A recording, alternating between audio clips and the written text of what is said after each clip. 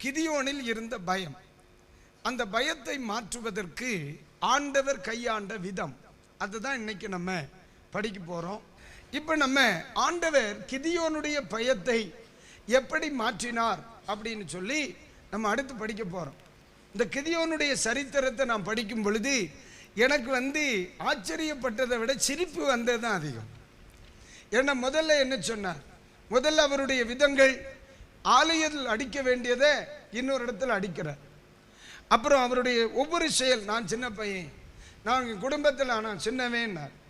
அப்புறம் எங்கள் குடும்பம் சின்னது அப்படின்னார். எல்லாத்தையுமே ஒரு மாறுத்தரம் அழகாக பேசிக்கிட்டே இருப்பார். ஆனால் இப்போ நான் சொல்ல போகிறேன் பாருங்க, தோத்திரம் ரொம்ப ஆச்சரியமூட்டுகிற காரியம். பைபிள் சொல்லுது 12ஆம் வசனத்துல, கர்த்தருடைய தூதனானவர் அவனுக்கு தரிசனமாகி. அப்ப வந்தது யாரு சொல்லுங்கம்மா? வந்தது யாரு? கர்த்தருடைய தூதன். அப்போ சொல்றார், பராக்கிரமசாலின்ட்டார். அதையும் ஏத்துக்கிட்டான். நான் உன் கூட தான் இருக்கேன், ரொம்ப நன்றி. ஒரு மனுஷனை மாதிரி நான் உன்னை முறியடிக்க பண்ணுவேன், ரொம்ப சந்தோஷம். இதெல்லாம் சொல்லிட்டு அடுத்து ஒரு கேள்வி கேட்டான் பாரு. நியாயாதிபதிகளின் புஸ்தகம் 6ஆம் அதிகாரம் 17ஆம் வசனம். அப்பொழுது அவன், உம்முடைய கண்களில் இப்பொழுதும் எனக்கு தயை கிடைத்ததானால், உம்முடைய கண்களில் இப்பொழுது எனக்கு தயை கிடைக்குமானால், என்னோடு பேசுகிறவர் தேவரீர் தான் என்று எனக்கு ஒரு அடையாளத்தை காட்ட வேண்டும். இதை விட நம்ம வேதனைப்பட வேண்டிய இன்னொரு வார்த்தை உண்டா? எல்லாத்திலையும் பயம் இருக்கு. மனுஷனை கண்ட பயம், கோதுமையை போரடிக்கிறதுல பயம், எல்லா இடத்துலையும் பயந்த நீ பரவாயில்ல. இவ்வளவு நேரம் எவ்வளவு ஆண்டவர் கரிவாலி மரத்தடியில் போய் உட்காந்து இவன் களம் வரைக்கும் போய் பேசி 1/2 மணி நேரம் பேசியாச்சு. 1/2 மணி நேரம் கம்யூனிகேஷன் முடிஞ்சு இப்ப அடுத்த பயம், பேசினது ஆண்டவர் தான். நான் அந்த வார்த்தை என்ன சொல்லுது? பேசுகிறவர் தேவரீர் என்று எனக்கு. அப்ப இப்ப சந்தேகம் என்ன?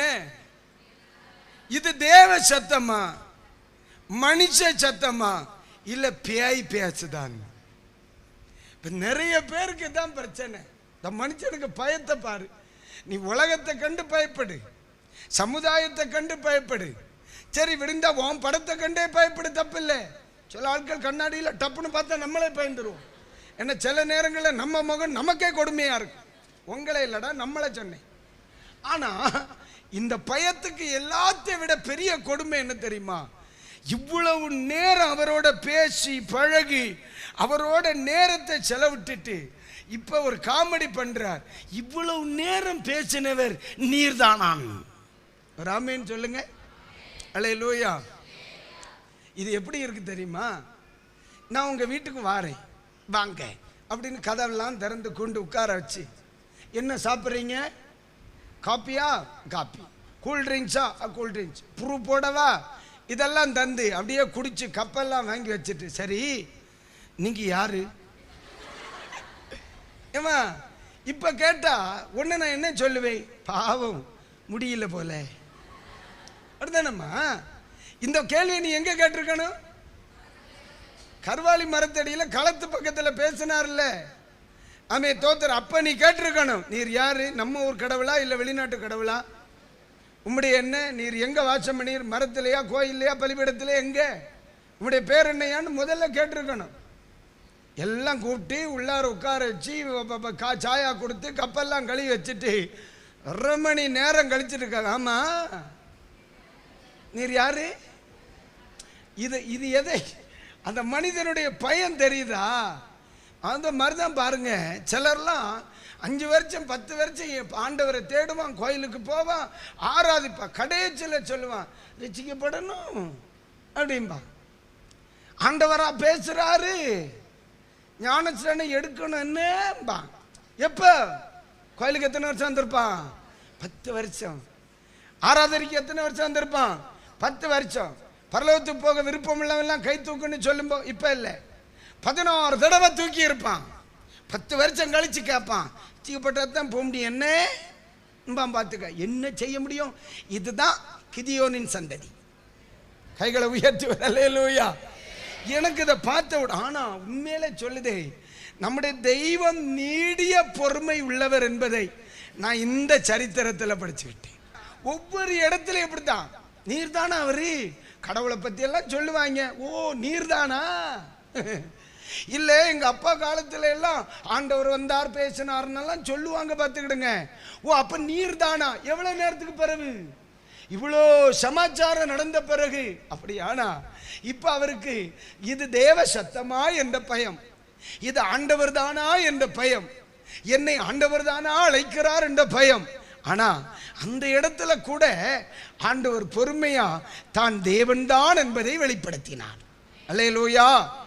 ஆண்டவர் கிதியோனுடைய பயத்தை எப்படி மாற்றினார்?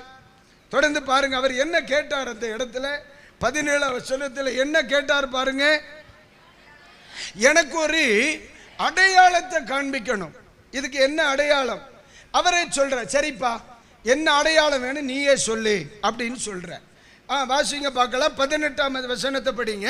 நான் உம்மிடத்திற்கு என் காணிக்கையை கொண்டு வந்து உமக்கு முன்பாக வைக்கும் அளவும் இவ்விடம் விட்டு போகாதிருப்பீராக என்றான். அல்லேலூயா.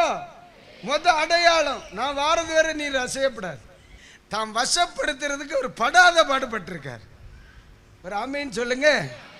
நான் சொல்ல புரியுதா இல்லையா? நம்முடைய ஆண்டவர் இப்பதான் தெரியுது. சிலர் இல்லையா இன்னும் கொல்லாம போட்டிருக்காரு. இந்த ஆண்டவர் நம்மளை ஒன்றும் செய்ய மாட்டார் நம்பிக்கை வந்துட்டு எனக்கு. ஏன்னா இவன் சொல்றான் நீர் தானே அது அப்படின்னு சொல்லியாச்சு. இப்ப அடுத்த கேள்வி, அப்படின்னா நீர் ஒன்று செய்யணும். என்னது? நான் வாரது வரைக்கும் நீர் என்ன செய்யப்படாது, இந்த இடத்தை விட்டு அச்சையப்படாதுன்ட்டார். அந்த பயந்தாங்கொழிக்க வார்த்தைக்கு வேண்டி அப்படியே இருக்காருயா. எவ்வளவு நேரம்னு சொல்றீங்க? அடுத்து என்ன நடக்குது? அதற்கு அவர் நீ திரும்பி வரும் மட்டும் நான் இருப்பேன் என்றார். எவ்வளவு நேரம் இருக்குன்னு சும்மா உத்தேசத்துல கணக்கு பார்ப்போம். அடுத்த வசனத்தை படி. உடனே கிதியோன் உள்ளே போய் ஒரு வெள்ளாட்டு குட்டியையும், எம்மா ஒரு கோழியை பிடிக்கிறதுக்கு 1/2 மணி நேரம், இங்க வெள்ளாட்டு குட்டியை பிடிச்சாச்சா? ஒரு மரக்கால் மாவிலே புளிப்பில்லாத அப்பங்களையும் ஆயத்தப்படுத்தி, எது ஒரு ஆடை பிடிச்சி தோலை உரிச்சு கிளீன் பண்ணி அதை சூப்பரா குழம்பு வச்சு மாவை எடுத்து அதை அப்பங்களாக சுட்டு சூடா வெது வெதுப்பா கொண்டு வர்றதுக்கு எவ்வளவு நேரம் யோசிச்சு பாரியா. இவனுக்கு வேண்டி இவனுடைய பயம் மாறதுக்கா இவன் போய் பாத்திரம் எடுத்து ஆடை பிடிச்சி கழுவி தோலை உரிச்சு குழம்பு வச்சு எல்லாம் ரெடி பண்ணி அப்பஞ்சுட்டு வாரது வரைக்கும். இப்ப நல்லா கவனிங்க, நம்முடைய தெய்வம் உண்மையிலே சொல்றையா, அந்த கிதியோனுக்காக அவ்வளவு நேரம் உட்கார்ந்து இருந்தவர் எனக்காக என் ரட்சிப்புக்காக எத்தனை வருஷம் வெயிட் பண்ணார் தெரியுமா? ஆண்டவர்கிட்ட நான் படிச்சது, நான் எல்லாம் உட்கார்ந்து இருக்க மாட்டேன். ஆண்டோடைய அன்பு பாரியா, ஆண்டோடைய அன்பு பாரியா. ஒரு மனுஷனை கொண்டு இதை செய்யணும்னு அப்பா நினைச்சிட்டார்னா அவனுக்கு வேண்டி அவர் எவ்வளவு இறங்குறார் பாத்தியா. ஆனா சில நேரத்துல எல்லாம் அவர் தன் ஸ்தானத்தையே விட்டு இறங்கி உன்னோட ஒன்னா உன் கூட அவரா சேர்ந்து இறங்கி வந்த பிறகு கூட சிலர் அவரை வருத்தப்படுத்துறாங்கன்னு சொல்லும்போது வேதனையாத்தான் இருக்கு. ஆனா உண்மையில பிரதர் நீ எல்லாம் ரட்சிக்கப்படுவேன்னு அவர் எவ்வளவு வெயிட் பண்றார். ஒருவேளை நான் நினைக்கிறேன் உங்க வீட்டுல வந்து உட்கார்ந்து இருப்பார். ஒருவேளை அவர்கிட்ட கேட்டா இங்கேயே உட்கார்ந்து இருக்கிறீங்க, என் பிள்ளை வருவான், எதுக்கு என்னை ஏற்றுக்கொள்வான்னு அவன் எனக்கு சொல்லி இருக்கான், என் பிள்ளை வருவான். உன் வீட்டில் அவர் வெயிட் பண்றார். சபையில வரும் பொழுதெல்லாம் இன்னைக்காவது என் பிள்ளை ஞான ஸ்நானத்துக்கு ஒப்பு கொடுக்க மாட்டானா அவர் வெயிட் பண்ணுவார். இன்னைக்காகிலும் என் பிள்ளை என் சித்தத்துக்கு ஒப்பு கொடுக்க மாட்டானா இல்லையாம்மா. அந்த இடத்துல அவ எப்படி ஆகிலும் பயத்தை விட்டு வெளியே வந்து என்னை அழைச்சவர் ஆண்டவர் தான், என்னை அழைத்தவர் ஆண்டவர் தான், என்னை தெரிந்து கொண்டவர் ஆண்டவர் தான் அப்படிங்கிற அந்த தைரியத்துக்குள்ள வர்றதுக்காக எவ்வளவு நேரம் உட்கார்ந்து இருக்கார். நம்ம கணக்கின்படி 4 மணி நேரத்துக்கு மேல உட்கார்ந்து இருக்காருமா. ராமேன்னு சொல்லுங்க சத்தமா. அல்லேலூயா, அல்லேலூயா. ஒன்று பொறுமையோடு அமர்ந்திருந்தார், அப்படித்தானே? பொறுமையோடு அமர்ந்திருந்தார். அடுத்த வார்த்தையை தொடர்ந்து வாசிமா.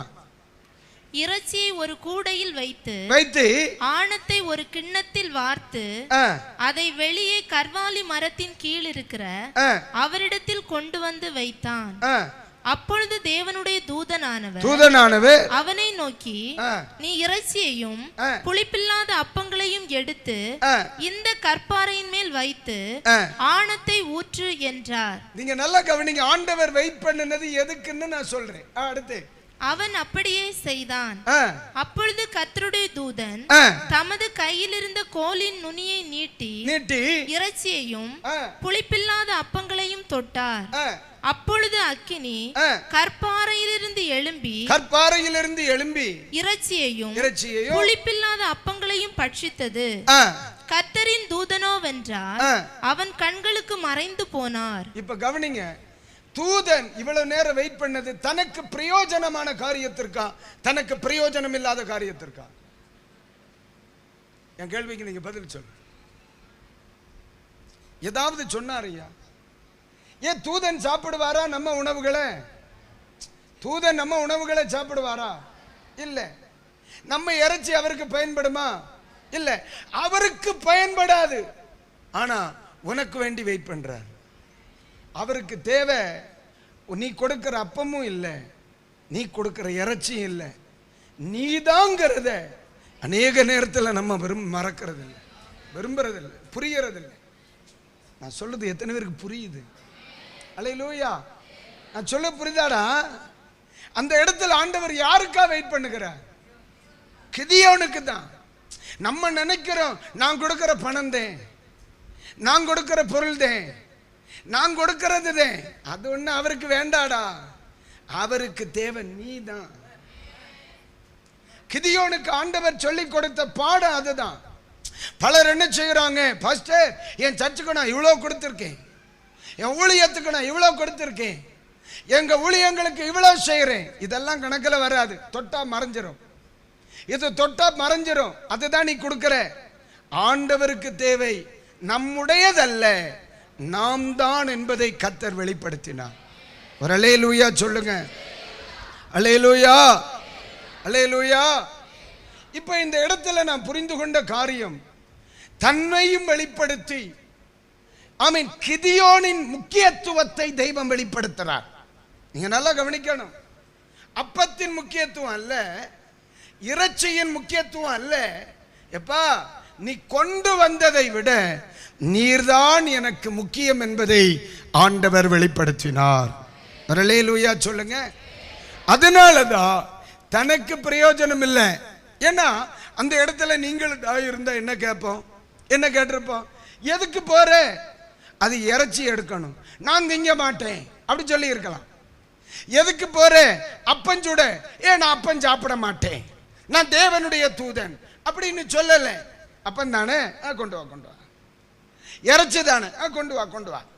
அது வரைக்கும் தனக்கு பிரயோஜனம் இல்லாத ஒன்றிற்காக அவர் உருவாக்கு இருந்திருக்கிறார். அப்படின்னா அவருக்கு தேவையானது நம்ம கொடுக்கிறதல்ல, கொடுக்கிற நம்ம தான் பிரயோஜனமானது.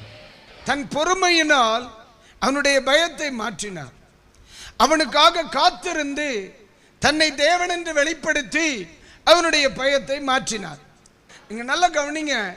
ஆண்டவர்களை ஒரு ஊழியத்திற்கு அழைத்திருக்கலாம், உங்ககிட்ட ஒரு ஆண்டவர் ஒரு பொறுப்பை தந்திருக்கலாம், உங்களுக்கு ஆண்டவர் ஒரு தரிசனத்தை தந்திருக்கலாம், அல்லது சத்தியத்தை உங்களுக்கு அவர் வெளிப்படுத்தி இருக்கலாம். ஆனா ஒன்னு சொல்றேன் பிரதர், அதற்கு நீங்கள் இணங்குகிறது வரை இந்த கிதியோனுக்காக ஆண்டவர் காத்திருந்தது போல பல வருடங்கள் அவர் காத்திருந்து கொண்டே இருக்கிறார். நம்ம எல்லாம் ஆண்டவருக்காக காத்திருக்கணும். பரிசுத்தவான்கள் அப்படித்தான் பைபிள் சொல்லுது. கர்த்தருக்காக பொறுமையுடன் காத்திருந்தேன் அப்படின்னு இருக்கு. ஆனா இங்க ஒரு மனுஷனுக்காக யார் காத்திருந்தா? ஆண்டவருக்காக காத்திருந்தா. இது எதை காண்பிக்கிறது? தேவன் வாக்கு மாறாதவர், தேவன் அன்பு நிறைந்தவர், நம்மை அதிகமாய் நேசிக்கிறவர். சரியா? அதனாலதான் எல்லா பிள்ளைகளுக்கும் சொல்றேன், நீங்க ஆண்டவருக்காக எதையாவது செய்ய முற்பட்டால் அதுக்கு ஒரு நாள் தடை சொல்லக்கூடாது. சீக்கிரமா செய். சரியா? ரட்சிப்பா சீக்கிரமா நிறைவேறணும். ஆண்டவரை காக்க வைக்கப்படாது. ஞான ஸ்நானம் தானம்மா, சீக்கிரமா எடுத்துரு, ஆண்டவரை காக்க வைக்காதே. ஊழியத்துக்கு உங்களை இணைக்கிறீங்களா, சீக்கிரமா உங்களை இணைச்சிருங்க, ஆண்டவரை காக்க வைக்காதீங்க. சரியா? காலம் தாமதிக்க தாமதிக்க உங்களை குறித்த தேவ திட்டம் தாமதிச்சுக்கிட்டே இருக்கும். அவர் தாமதிக்கிறது எதற்காக? வாக்கு தத்தங்களின் மேல் தாமதமாக இராமல். எல்லாரும் இந்த வார்த்தையை ஒரு விஷயம் கூட படிக்கலாமா சேர்ந்து? தாமதிக்கிறார் என்று சிலர் எண்ணுகிறபடி கர்த்தர் தமக்குடைய வாக்கு தத்தத்தை குறித்து தாமதமாக இராமல் ஒருவரும் கெட்டு போகாமல் எல்லாரும் மனம் திரும்ப வேண்டும் என்று விரும்பி நம்மேல் நீடிய பொறுமை உள்ளவராயிருக்கிறார். அல்லேலூயா. இந்த இடத்துல வெளிப்படுகிறதுக்கு பேர் தான் என்னது? நீடிய பொறுமை. பாருங்க, அவர் நமக்கா எவ்வளவோ நீடிய பொறுமையா இருக்கார். நம்மில் பலேகர் சில சபைகளில் பார்க்குறேன், ஒரு 10 நிமிஷம் சமீபத்தில் ஒருத்தங்க சொன்னாங்க, என் பிரதர் அந்த சர்ச்சுக்கு போகல, அங்க 2.5 மணி நேரம் ஆராதிக்கனுக்கு இருக்க வேண்டிய இருக்குன்றான். எப்படி 2.5 மணி நேரம்? சமீபத்தில் ஒரு நாள் ஸ்கேன் பண்றதுக்கு ஒரு சிநேகிதரோடு நான் போயிருந்தேன். அப்ப அங்கே சொன்னாங்க, பாஸ்டர் இன்னைக்கு ரொம்ப பிஸி, 3 மணி நேரம் 4 மணி நேரம் வெயிட் பண்ணி தான் ஸ்கேன் பண்ணாங்க.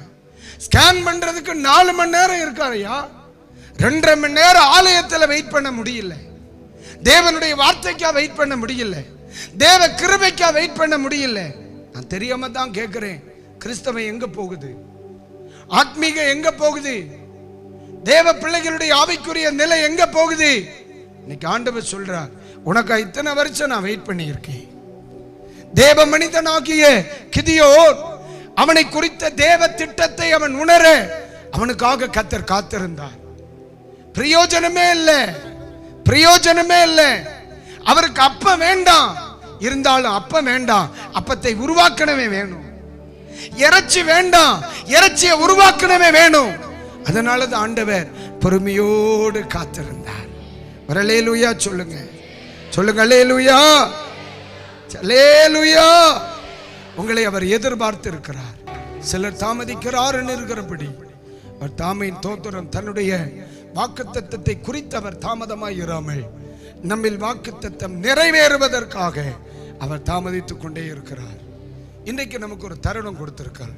ஆண்டவருக்காக எதையாகிலும் செய்ய, ரட்சிக்கப்பட, ஞான ஸ்நானம் எடுத்துக்கொள்ள, மறுபடியும் நம்முடைய வாழ்க்கையை தேவனுக்கு என்று அர்ப்பணிக்க இன்னைக்கு ராத்திரி உங்களால் பகல் வேலை முடியும்னா இன்னைக்கு உங்களை ஆண்டவருக்கு ஒப்பு கொடுங்க.